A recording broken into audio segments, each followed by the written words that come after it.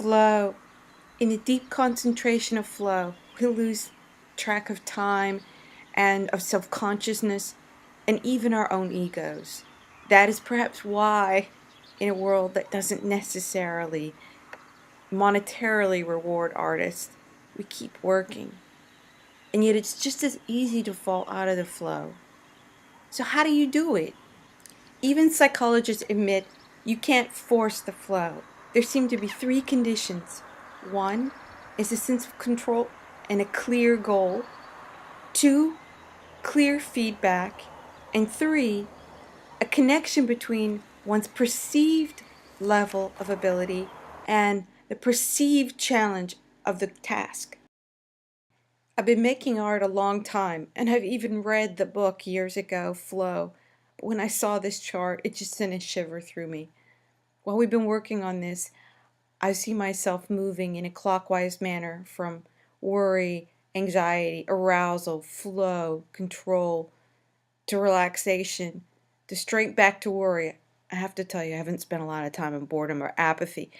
If you think about the areas we've talked about, randomness versus composition, on the surface at least, there's a lot of contradiction, and contradiction is more likely to lead to worry and anxiety than to control and flow. So how do we use our artistic intelligence to plan for the flow? In fact, the sort of most advanced planning for insight, for creativity. And my suggestion has absolutely nothing to do with some faddish exercise from a book, but do what artists have been doing for centuries. Start a series. That's right, just a series of work. Pick something that you care about and keep working on it. The great thing about a series is it allows you to control both the challenge and the variety. Although in the classical tradition, artists use the series in a quite different way. For an important commission, an artist would often start more than one canvas so that they could try variations on the same theme without being concerned about the final version. And often the final version was a copy of themselves. Even today, art historians are discovering new paintings by masters because they believe them to be copies, and only new techniques are allowing to see that those were in fact the originals. As in the case of this Caravaggio, even though at the time a biographer noted that he was working on multiple versions, it was only in 2007 that the Bathom House version was seen to be an original and not a copy. Surprisingly often, the works that we see in museums and call masterpieces are actually the final version of a series, the artists copying themselves. It was only during a recent cleaning by the Getty of what was believed to be a copy that it was discovered this was actually the original, the painting in which Fragonard worked out all the details and made major changes to the work. As you can see in the X-ray, he changed the placement of the face of the man.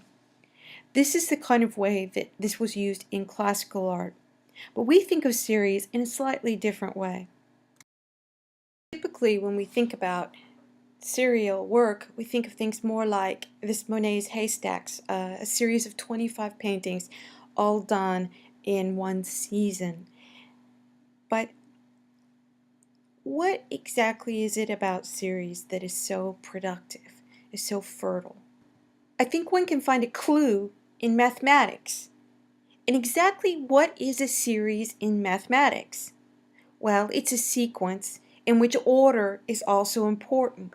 If you look at a mathematical series, in general, it does one of two things. It converges or it diverges. And convergent and divergent thinking are both important for the creative process. Making art, whatever type, it doesn't have to be a painting, always requires choices of making decisions, and those decisions sometimes are very stressful. And a series takes the stress out of it by allowing us to make variations on the same theme, of knowing we can go back and try it differently. Each variation, an opportunity to see if our thinking is converging or diverging off in a different direction, completely away from the series we're making.